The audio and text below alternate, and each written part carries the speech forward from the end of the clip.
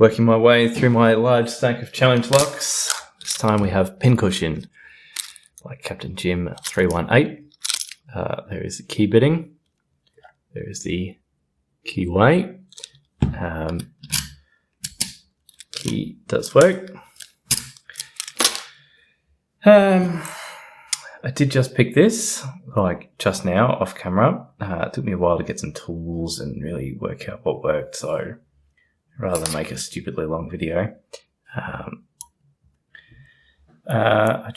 elected not to do that. So I got that down there just really as a platform. I'm using this medium Sparrows SSDev, and I've got the big SSDev to hit a couple of pins right from the bottom if we get stuck near the end.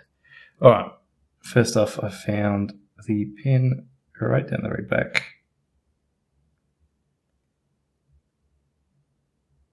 Where is it? There it is. Must be a standard pin. Seems to set first. That's about all I can tell you about this thing for sure, other than it took me a while to get this thing to a nice false set. Once it was in a false set, just sort of follow it. Feel for that counter rotation, the set of fuse spool type things. And then felt like everything was set for a while. And there was just one little holdout pin. Slowing life down. I think it was 2 that I tapped. Then we got the open. So hopefully I can pick it again now without taking too long.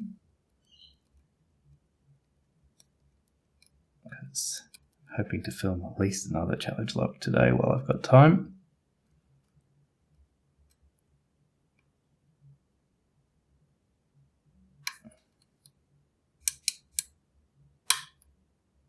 Alright, we got that, but it felt like we dropped some things in the process.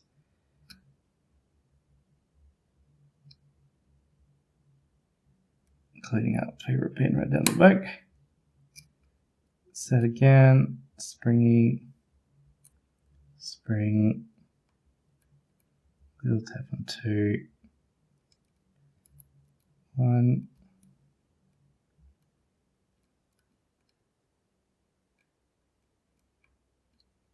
oop. All right, just nudge some things and we're in that false set I mentioned. That's good. Got there a lot quicker than last times. All right, so now it's just a matter of finding specifically which of these pins, here's one, that are giving us this counter rotation.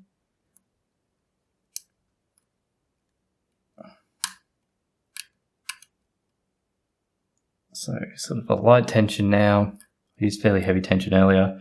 Light tension now. Just jiggling around. So I can find something that gives it reasonable, good feedback. Sometimes it helps to bounce it a bit. Yeah, we got some clicks there.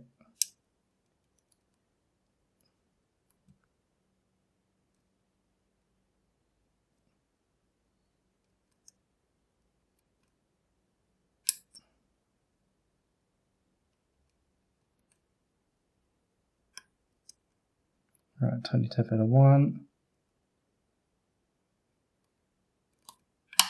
Oop, it's good. Tap that. Bigger false set again.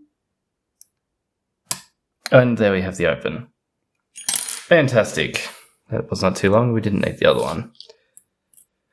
Having this one down there as a platform to pick off this ledge here really did help. Trying to go through the bottom. It looks like you can fit a pick, but you just can't quite unless you use quite a thin one, and you end up pushing off, exaggerating off at an angle like this, not right on the pins where you want to be. So you end up sort of slipping. It really rubs your feedback. So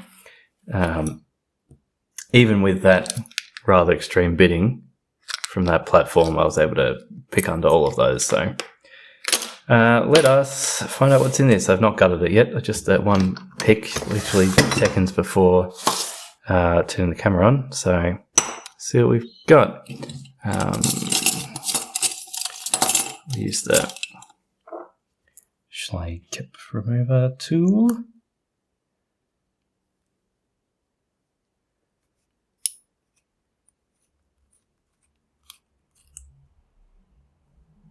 Yeah, so I had not noticed that earlier, probably because I was very tired after some work, but it also says pin cushion on the side, and we've got Captain Jim 318 written in the side there as well. And this is also a nice detail. Tiny little F, which presumably means it's the front of the lock. I always find with these kind of double angle ones, if you don't pay close attention, it's very easy to forget which way is which. Alright, shim. Gonna gut it as it is without the key, just because we've got it like that. We can. And then, if there's anything like wafers or anything in it, they'll all be exactly how we picked them, which is not very common in a challenge lock, but nice anyway. Alright. Slide that out. So we have 1, 2, 3, 4, 5, 6 chambers. We've got some. I really need to adjust my lighting angle. Since I've moved my filming area over this side of the room, it's hard to get the light just right. Anyway, you can see there's some core mods in there. It's like some threading and some counter milling, which would be why I sort of needed to bounce out. Well, I find bouncing really helps to get out of counter milling on challenge locks, where they're a bit rounded usually, not perfectly square. Mind you, bouncing is sort of the technique you would use on real counter milling anyway, so. And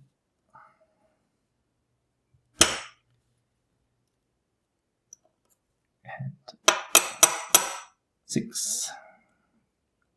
Okay, so yes, we have threading on 1, counter milling on 2, threading on 3, counter milling there on 4. That's a bit of a rounded one, not very catchy.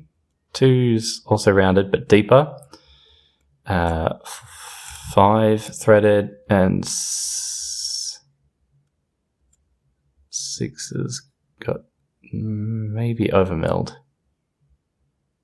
Might be a slight overmilling there. Driver pins.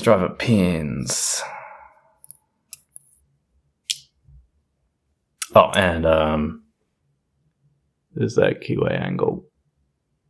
It's nice to get a keyway angle. So you can see you can go from the bottom, but you need something reasonably thin. I found it easier off that ledge. All right. Whoops. Well, number 1's a standard pin. So conveniently I didn't have to worry about which way up it went. 2.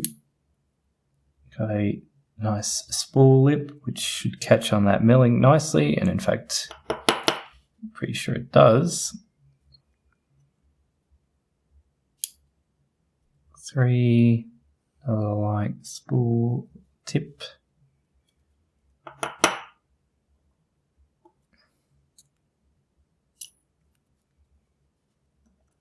Same.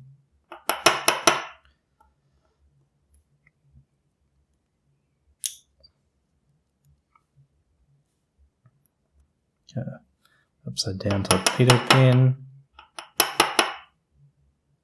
Come on, give me the spring. We'll get the last one from the other direction. Helps keep the follower centered, which is a standard as I suspected it felt like. Okay. It does not look like there are any Bible mods, which is not surprising. So you see now, without knowing, it's like which way is the front? Hard to tell. They look the same, but with that little tiny F engraving. Nice. All right. Here's our pins. There's those core mods. So, yeah, we can see, serrations on chamber 1 are really just going to catch that key pin. 2, that milling will catch quite nicely on that second pin. Threading will catch on this. Milling there might be effective. Threading will definitely catch on that. and that overmilling, if that is what it is, I think it is, which should mean we need to touch that one twice as it hits that ledge. There we go. I will just let's pick this one up. Yeah, that catches reasonably well. Yeah, where's my no, sparrows ones. Better for holding pins sturdily. That